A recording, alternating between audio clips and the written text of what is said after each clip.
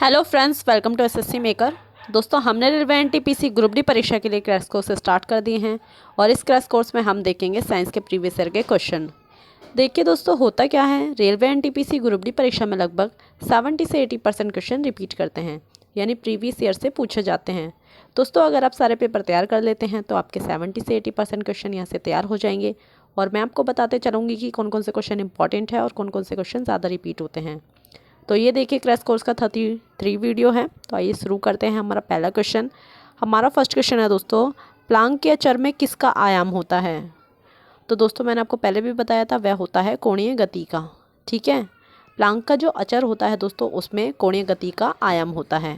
ठीक है, हमारा सेकंड क्वेश्चन है दोस्तों, न्यूटन के पहले नियम को क्या कहते हैं?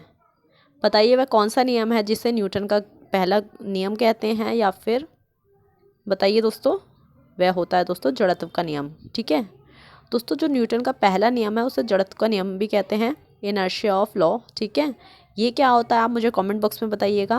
नेक्स्ट क्वेश्चन पे चलते हैं। हमारा नेक्स्ट क्वेश्चन है दोस्तों, स्थिर गति से जा रही खुली कार में बैठा एक बालक गेंद को हवा में सीधे ऊपर फेंकता है, गेंद कहाँ गिरेगी? बताइए गेंद कहाँ गिरती है दोस्तों? तो वह है दोस्तों उसके हाथ में। ठीक है दोस्तों, कोई भी जो है स्थिर गति से जा रही खुली कार में बैठा एक बालक गेंद को जब हवा में सीधे ऊपर फेंकता है तो गेंद कहाँ पे गिरेगी? उसके हाथ में। ठीक है, हमारा फोर्थ क्वेश्चन है दोस्तों, निम्नलिखित तापमापियों में से किसे पायरोमीटर कहा जाता है? तो दोस्तों वह क्या होता है? वह होता है विकिरण तापमापी। ठीक है, क्या कहलाता है? पायरोमीटर। हमारा नेक्स्ट इंपॉर्टेंट क्वेश्चन है दोस्तों, अब द्रव्य को मिलाने से गलनांक पर क्या प्रभाव पड़ता है? तो दोस्तों, अब द्रव्य को मिलाने से गलनांक जो है क्या होगा बताइए? वह दोस्तों घटेगा। ठीक है, जो गलनांक होता है वह घटता है। ठीक है, हमारा नेक्स्ट क्वेश्चन है दोस्तों, सिक्स्थ क्वेश्चन है, चावल को पकाने में कहाँ अधिक समय लगेगा? बताइए। तो दोस्तों वह होगा माउंट एवरेस्ट पर। ठीक है, हमारा नेक्स्ट क्वेश्चन है दोस्तों, रडार की कार्यप्रणाली निम्न सिद्धांत पर आधारित होती है। बताइए वह कौन सा सिद्धांत है दोस्तों जिस पर रडार की जो कार्यप्रणाली है वह आधारित होती है? तो दोस्तों वह है रेडियो तरंगों का परावर्तन, या फिर आप कह सकते हैं दोस्तों ध्वनि का परावर्तन। ठीक है, याद रखिएगा। और दोस्तों ये वीडियो कैसा लगा बताइएगा ज़रूर। अगर आपको वीडियो अच्छा लगा है तो एसएससी मेकर को लाइक कीजिए, सब्सक्राइब करें एंड शेयर करना बिल्कुल ना भूलें। ठीक है दोस्तों,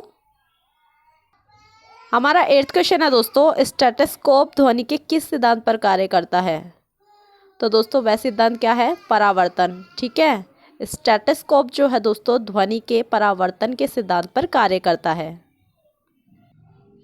हमारा नेक्स्ट क्वेश्चन है दोस्तों, एक वस्तु दो समानांतर समतल दर्पणों के बीच रखी जाती है तो बने प्रतिबिंबों की संख्या क्या होगी?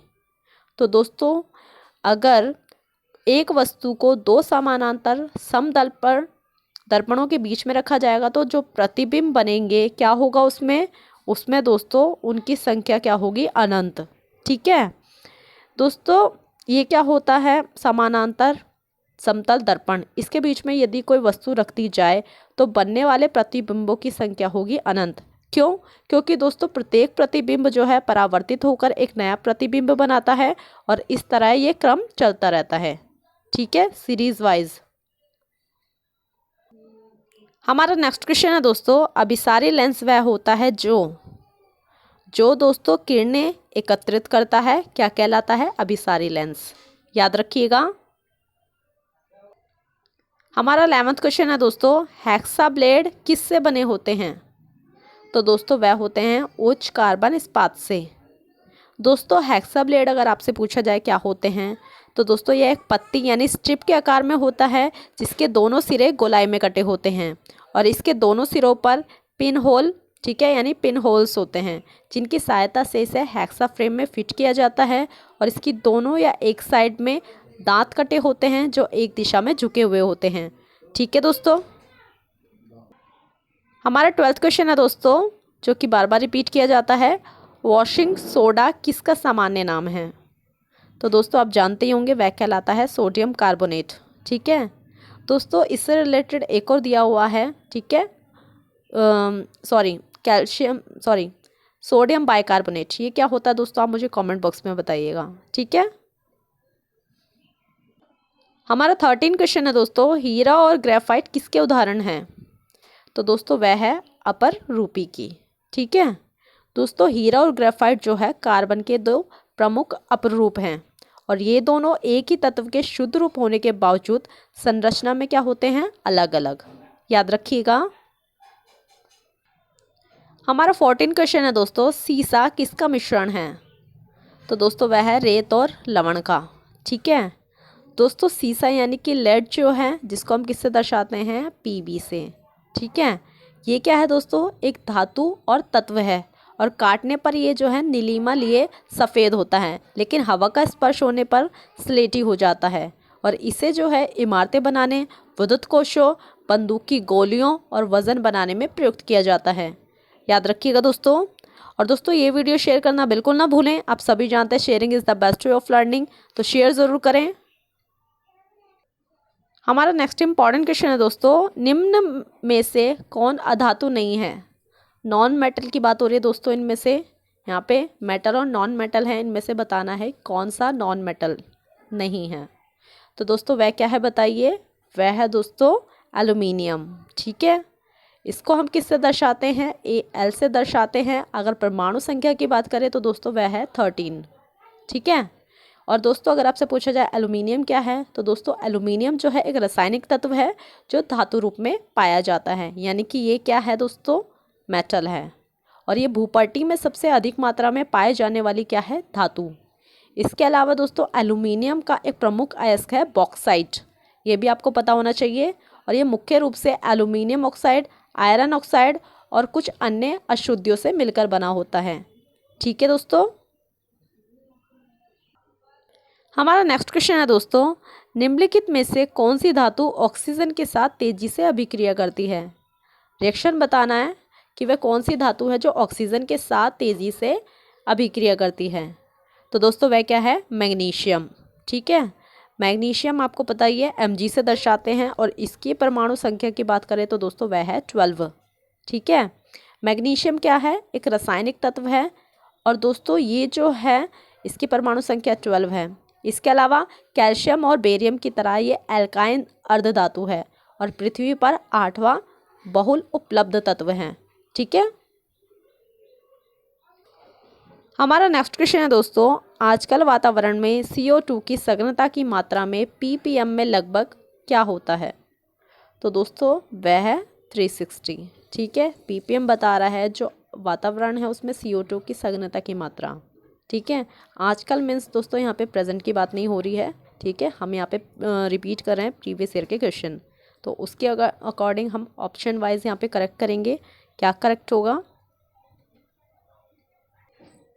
हमारा नेक्स्ट क्वेश्चन है दोस्तों, स्टोरेज बैटरी में कौन से पदार्थ का उपयोग किया जाता है? तो दोस्तों वह क्या है, सीसा यानी लेड। ठीक है, हमारा 19 क्वेश्चन है दोस्तों, धातु की प्रकृति कैसी होती है बताइए? तो दोस्तों वह होती है विद्युत धनात्मक। ठीक है, हमारा नेक्स्ट क्वेश्चन है दोस्तों 20 क्वेश्चन है, स्टेनलेस स्टील में क्या रहता है? तो दोस्तों आप जानते ही हैं, मैंने आपको ये क्वेश्चन पहले भी कराया है कई बार। तो वह होता है क्रोमियम, लोहा, निकेल और कार्बन। ठीक है, नेक्स्ट क्वेश्चन पे चलते हैं। हमारा नेक्स्ट इंपॉर्टेंट क्वेश्चन है दोस्तों 21 क्वेश्चन है, मलेरिया के लिए महत्वपूर्ण दवा कुनेन निष्कासित होती है। तो वह किससे होती है बताइए? सिनकोना की छाल से। ठीक है दोस्तों, कुनेन क्या है, एक प्राकृतिक श्वेत क्रिस्टलाइन एल्कलॉइड पदार्थ जिसमें ज्वर रोधी, मलेरिया रोधी, दर्दनाशक, सूजन रोधी गुण होते हैं और ये क्विनिडाइन का स्टेरियो समावयव होता है जो क्विनाइन से अलग एंटीहाइड्रामिक होता है। और ये दक्षिण अमेरिका पेड़ कौन सा है? सिनकोना। ठीक है, ये दोस्तों क्या है, दक्षिण अमेरिकी पेड़ सिनकोना पौधे की छाल से प्राप्त होता है। कुनेन के अगर फॉर्मूले की बात करें अगर दोस्तों आपसे पूछा जाए तो वह है C20H24N2O2। ठीक है, ये क्या है, कुनेन है। याद रखिएगा दोस्तों। और दोस्तों ऐसे इंटरेस्टिंग वीडियोस और क्वेश्चन के लिए एसएससी मेकर को आप अपने दोस्तों के साथ लाइक कीजिए, सब्सक्राइब करें एंड शेयर करना बिल्कुल ना भूलें। हर सोशल साइट्स पेज पे कीजिए ताकि आपके साथ साथ दूसरों की भी हेल्प हो सके। तो दूसरों की भी हेल्प कीजिए दोस्तों। नेक्स्ट क्वेश्चन पे चलते हैं। हमारा नेक्स्ट क्वेश्चन है दोस्तों, दुग्ध अपने पोषण गुण में अद्वितीय है, फिर भी यह एक तुच्छ स्रोत है। तो दोस्तों वह है लोह का यानी आयरन। ठीक है, वैसे भरपूर मात्रा में इसमें क्या होता है दोस्तों, कैल्शियम होता है। ठीक है, आप जानते ही होंगे प्रोटीन और भी बहुत सारे जो पोषक तत्व है इसमें मौजूद होते हैं। इसमें दोस्तों पूछ रहा है तुच्छ स्रोत यानी कि कम मात्रा में जो है, कुछ परसेंट में, कुछ, ठीक है, बहुत ही निम्न परसेंट में पाया जाता है आयरन। ठीक है दोस्तों। हमारा 23 क्वेश्चन है दोस्तों, निम्नलिखित में कौन सा जंतु श्वसन तो करता है परंतु श्वसन अंग नहीं होते। बताइए वह कौन सा जंतु है दोस्तों। तो वह है केचुआ। ठीक है दोस्तों, केचुए के कोई विशेष श्वसन अंग नहीं होते हैं। नम त्वचा और कोशिकाओं के माध्यम से गैसों का आदान प्रदान किया जाता है, जहां ऑक्सीजन को रक्त प्लाज्मा में घुले हीमोग्लोबिन द्वारा अवशोषित किया जाता है और कार्बन डाइऑक्साइड उत्सर्जित किया जाता है। ठीक है, इट मीन्स दोस्तों जो केंचुए जो होते हैं वे श्वसन तो करते हैं, लेकिन इनके जो श्वसन अंग होते हैं वे नहीं होते। ठीक है, नेक्स्ट क्वेश्चन पर चलते हैं। माफ़ कीजिएगा दोस्तों, ये कछुआ नहीं है, कैचुआ है, करेक्ट कर लीजिएगा, मिस्टेक हो गया है। ठीक है, कैचुआ। नेक्स्ट क्वेश्चन पे चलता है दोस्तों। हमारा नेक्स्ट क्वेश्चन है दोस्तों 24 क्वेश्चन है, ध्यान से देखिएगा। प्रतिजैविक औषधि पेनिसिलिन प्राप्त की जाती है। तो दोस्तों वह होती है फंगस से। ठीक है दोस्तों, यहाँ पे बोल रहा है प्रतिजैविक औषधि। प्रतिजैविक ये दोस्तों यौगिक कुछ सूक्ष्म जीवाणु जैसे कि बैक्टीरिया, कवक, फफूंद इनके द्वारा उत्पन्न किए जाते हैं और संक्रमण करने वाले अन्य सूक्ष्म जीवाणुओं को समाप्त करने में सहायक होते हैं। इसके अलावा दोस्तों जो प्रतिजैविक है, प्रतिजैविक औषधियाँ अन्य दूसरे प्रकार के जीवाणुओं को मारती है और उनकी वृद्धि को रोकती है।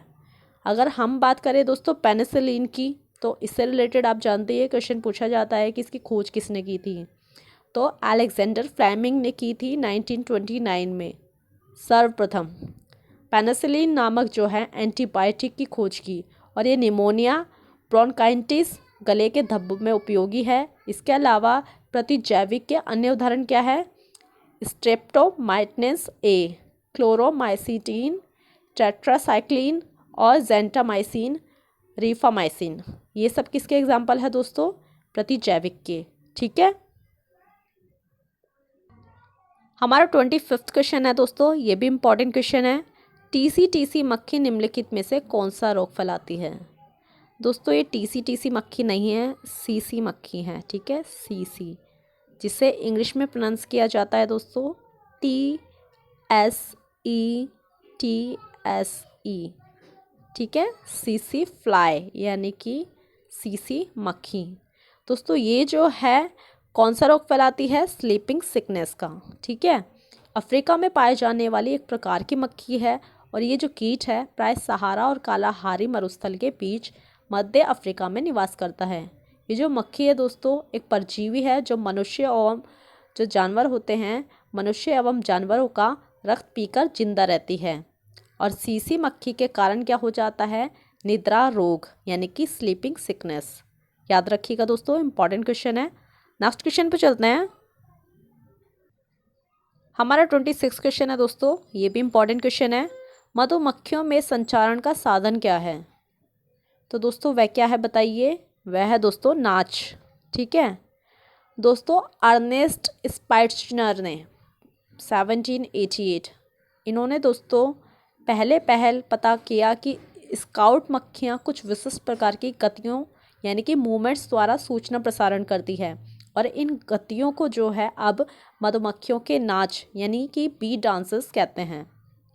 दोस्तों 1946 से लेकर 1969 तक, ठीक है 1946 से लेकर 1969 तक अनवरत अनुसंधान के फलस्वरूप जो है प्रोफेसर कार्ल वॉन फ्रिश, नोट कर लीजिए दोस्तों, प्रोफेसर कार्ल वॉन फ्रिश, इन्होंने दोस्तों मक्खियों के नाच की व्याख्या करने में सफलता पाई थी और इसके लिए उन्होंने दोस्तों नोबेल पुरस्कार जीता। और उन्होंने पता लगाया कि सूचना प्रसारण के लिए भोजन खोजकर्ता या स्काउट मक्खियाँ दो प्रकार का नाच करती हैं। पहला होता है गोल नाच और दूसरा क्या होता है, दुम डोलनी नाच। ठीक है दोस्तों, नोट कर लीजिएगा, इंपॉर्टेंट क्वेश्चन है। नेक्स्ट क्वेश्चन पे चलते हैं। हमारा नेक्स्ट क्वेश्चन है दोस्तों, ये भी इंपॉर्टेंट क्वेश्चन है। कौन सा कीट नहीं है, यहाँ पे पूछ रहा है दोस्तों, जो यहाँ पे दिया हुआ है इनमें से इंसेक्ट कौन सा नहीं है। तो दोस्तों वह है बिच्छू। ठीक है दोस्तों, ये क्या है, संधिपाद संघ का सांस लेने वाला अष्टपाद है और इनकी अनेक जातियां हैं जिनमें आपसी अंतर बहुत मामूली है। और यह बूथस वंश का विवरण दिया जाता है जो लगभग सभी जातियों पर घटता है। और ये साधारण क्या है दोस्तों, उष्ण प्रदेशों में पत्थर आदि के नीचे छिपे पाए जाते हैं। रात्रि में ये लोग बाहर निकलते हैं। ठीक है, ये जो होते हैं क्या, ऑर्थोपोडा श्रेणी में आते हैं दोस्तों ये। ठीक है, स्कॉर्पियन। नेक्स्ट क्वेश्चन पर चलते हैं। हमारा 28 क्वेश्चन है दोस्तों, उद्योग जो मधुमक्खी से संबंधित है क्या कहलाता है। तो आप जानते ही होंगे, वह कहलाता है एपीकल्चर। ठीक है, एपीकल्चर मीन्स मधुमक्खी पालन। मधु परागकण आदि की प्राप्ति के लिए मधुमक्खियाँ पाली जाती हैं। किस लिए पाली जाती हैं, मधु परागकण के लिए। और यह एक कृषि आधारित उद्योग है। इसके अलावा दोस्तों मधुमक्खियाँ जो है फूलों के रस को शहद में बदल देती है और उन्हें छत्तों में जमा करती हैं। और जंगलों से मधु एकत्र करने की परंपरा क्या है, लंबे समय से लुप्त हो रही है। ठीक है, जब मधुमक्खियाँ ही नहीं है तो कहाँ से ये परंपरा जारी रहेगी। ठीक है दोस्तों, हमारा नेक्स्ट क्वेश्चन है दोस्तों, घरेलू मक्खी के लार्वा को क्या कहते हैं। तो दोस्तों वह कहलाता है मेगट, या फिर हम इसे कह सकते हैं मैंगोट। ठीक है, एक ही है दोनों चीज़ें। हमारा लास्ट इंपॉर्टेंट क्वेश्चन है दोस्तों, उस वैज्ञानिक का क्या नाम है जिसने मधुमक्खियों के संचारण की भाषा का पता लगाया। तो दोस्तों मैंने आपको अभी क्वेश्चन कराया है। ठीक है, इम्पॉर्टेंट है और ये भी बताया है। तो दोस्तों उनका नाम क्या है बताइए, वह है दोस्तों कार्ल वॉन फ्रिश। ठीक है, इनका पूरा नाम है कार्ल रिटर वॉन फ्रिश। ठीक है दोस्तों, ये कौन है, एक जर्मन ऑस्ट्रेलियाई थे ऑथोलॉजिस्ट जो प्राप्त फिजियोलॉजी या चिकित्सा में नोबेल पुरस्कार मैंने आपको बताया 1973 में। ठीक है, इसके साथ साथ जो है दोस्तों निकोलास टिनबर्गन और कॉर्नाल्ड रॉरेंज। दोस्तों ये कौन थे, इन्होंने क्या किया था, मधुमक्खी के संवेदी धारणाओं की जांच पर केंद्रित था इनका काम। और ये सबसे पहले वेगर डॉस के अर्थ का अनुवाद करने वाले थे। इन्होंने दोस्तों अन्य वैज्ञानिकों द्वारा विवादित था और उस समय इन्होंने क्या किया था, जो मक्खियाँ हैं मक्खियों के संचारण की भाषा का पता लगाया। ठीक है, याद रखिएगा दोस्तों। तो दोस्तों ये थे क्रैश कोर्स में साइंस के प्रीवियस ईयर के क्वेश्चन। आई होप ये वीडियो आपको पसंद आया है। ये वीडियो कैसा लगा कमेंट बॉक्स में ज़रूर बताइएगा। पसंद आया तो अपने स्टडी रिलेटेड ग्रुप में शेयर ज़रूर करें और एसएससी मेकर को लाइक, सब्सक्राइब एंड शेयर करना बिल्कुल ना भूलें। आज के लिए बस इतना ही। थैंक यू सो मच दोस्तों।